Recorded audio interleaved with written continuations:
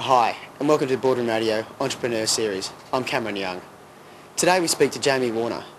He's the director of the Sydney-based IT company eNerds. Jamie, thanks for your time. Thanks, Cameron. Jamie, could you please begin with a bit of background behind the business of eNerds? Well, eNerds provides managed IT services. So what that means is we are the outsourced IT department for businesses.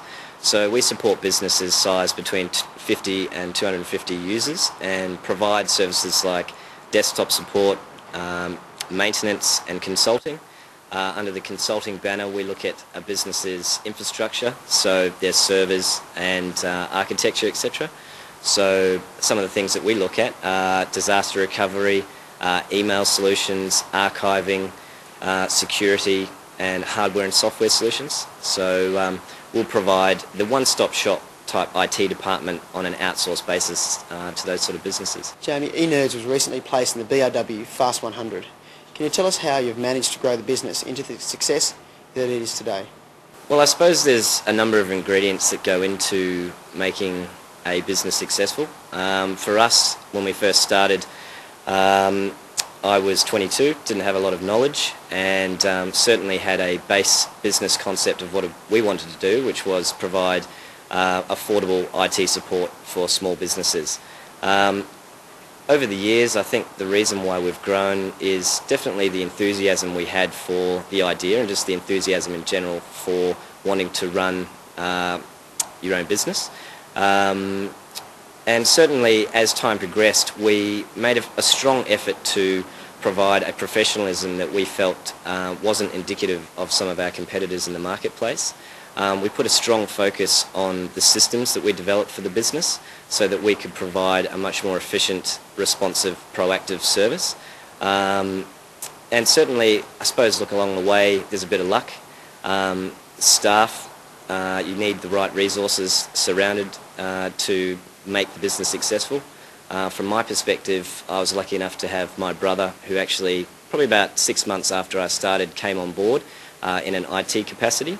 So as we were growing the business over the years, my focus was sales and my brother's focus was more the IT side. So 8 years later, my brother Tristan is actually the IT director and helps guide the direction of the companies and clients that we look after, and also helps from a pre-sales point of view in terms of designing the architecture for solutions that we put together for clients. So we feel, I suppose, all of those things are important. And when you start to create a service that you become confident in, and you align yourself with key vendors in the IT marketplace to deliver the right solutions, you become more confident in your service, and then you become able to provide a very streamlined and efficient solution to these businesses. And I suppose what we found out over that time was that by doing a great job for clients, we found ourselves really just getting referral after referral for new clients and new business. So I think the success really just came from all of those factors. And with having started the business at such a young age, I imagine you've been up against consistent challenges. What are some of the more interesting challenges that you've had to overcome? I think one of the biggest challenges was definitely the systems that we had in place and the knowledge. As an IT business and being so young, we obviously didn't have the runs on the board in terms of experience in looking after these sorts of businesses. But we did back our ability to learn along the way, and as it stands at the moment, 8 years down the track, we have accumulated a wealth of knowledge in our space. We feel that from a skill set point of view, we've built a really great bunch of young guys that can deliver these solutions correctly and can draw upon their experience to deliver the right solution. So I think knowledge was definitely one of the major issues. One of the things we've found as well is sales, in the sense of generating sales from business from marketing activities. We are a service-based business, which denotes that it is a relationship type scenario. So in terms of businesses choosing us as their new IT partner, for example, they do this on the basis of whether they can work with you on that personable level. And it certainly is a challenge in terms of acquiring business month in, month out, and the speed at which you attain that sort of business. So I think, yeah, those are the sorts of challenges we've had. And Jamie, IT problems in any company are often associated with high levels of stress and anxiety.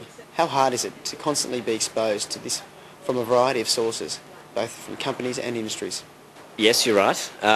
Certainly as we started the business, we soon realised that virtually every call we get is somebody with a problem. And you learn that early on, that virtually every day you walk into the business, there's problems to be resolved. So from our perspective, we took that more from a challenge point of view. And from my own experience, what I've brought in terms of the business on how to deal with those sorts of issues is certainly centering around communication. Being able to communicate to the client on a non-nerdy level and actually work them through the problems that they're having and do it in a way which keeps the customer calm, etc. So one of the things we say to our nerds is that when they're looking for work with us is that this sort of role, even though it is in the IT industry, when you're doing IT support, it is very important that you come to the table with a huge amount of communication skills and technical skills. So it's probably 50-50. So gone are the days I think you can be successful in this sort of market just being technical, especially in the IT support sense. Maybe if you're a programmer and you sit behind a desk and do coding all day long, fine. But in terms of desktop support, consulting and on-site maintenance, etc., there's a huge relationship aspect to that.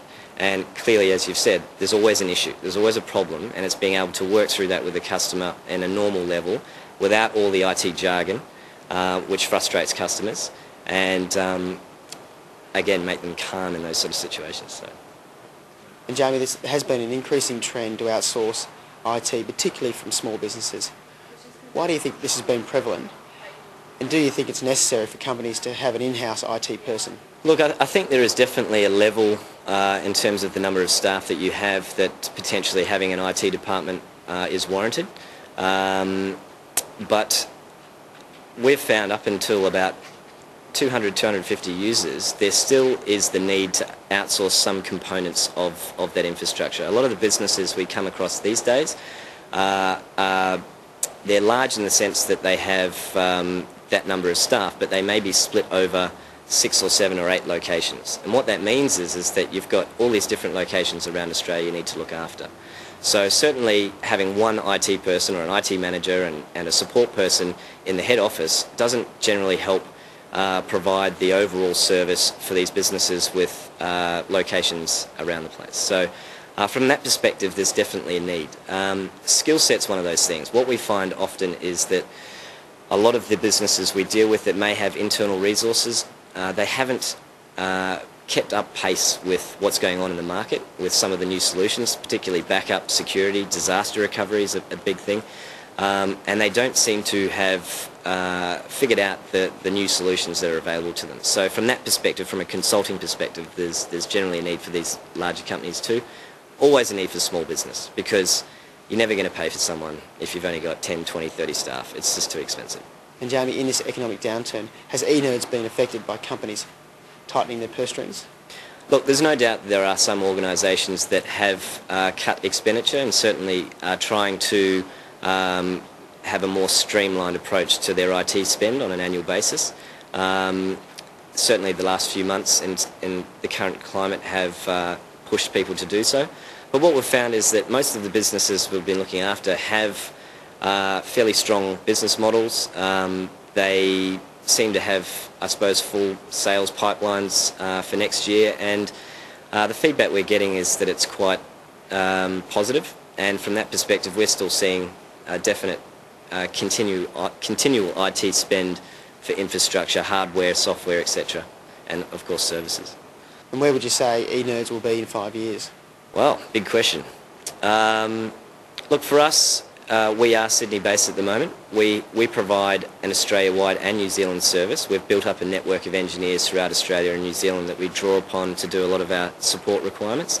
But moving forward, certainly having an actual presence in Melbourne, Brisbane and probably Auckland in the next 5 years is certainly on the agenda.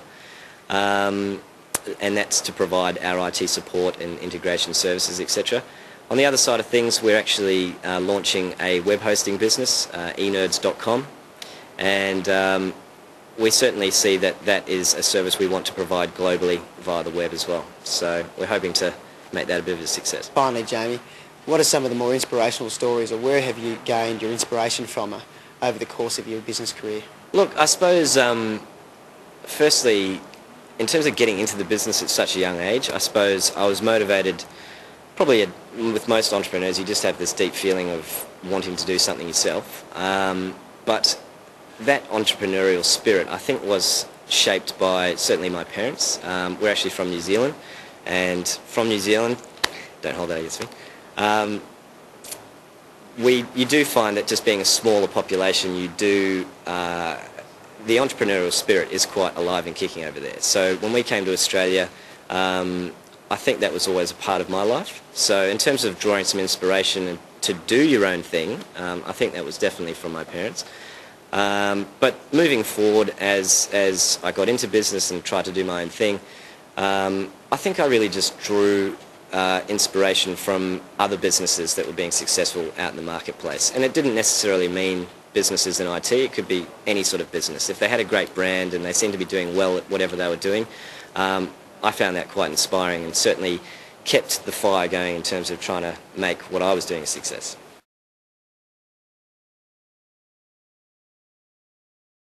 Thanks, man.